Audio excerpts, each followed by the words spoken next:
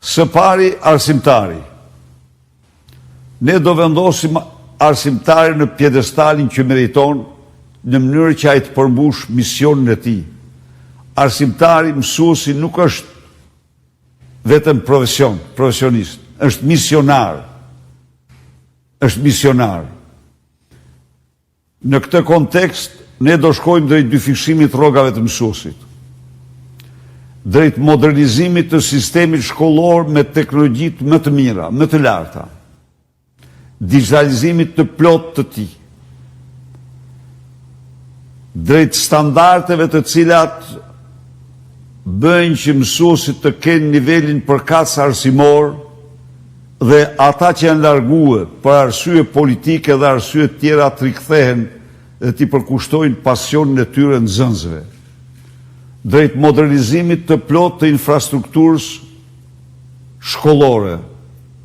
Zonjë, ju mund të referoj fakteve.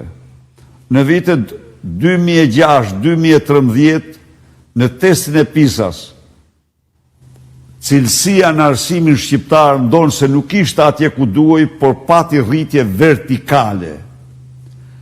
Në vitet 2015-2023, në testin e PISA-s, cilësia e arsimit pati rënje katastrofale, rënjen më të madhe në botë me 69 pikë matematik dhe në vendin e fundit në botë për mendimin kreativ, nxënësit tanë.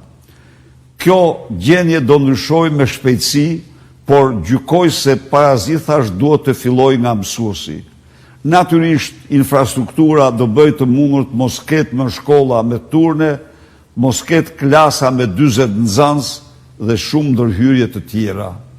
Për sa u përket punësimit të rive, unë fola dhe më sipër, do ketë incentiva dhe stimuj fiskal për çdo të ri të punësuar, do ketë grante dhe kredi të buta për çdo biznes dhe start-up të tyre, do ketë kredi të buta për çdo çift të ri për të filluar jetën e tyre, për strehimin e tyre, pra do ketë një përkrahje direkte të veçantë për të rit.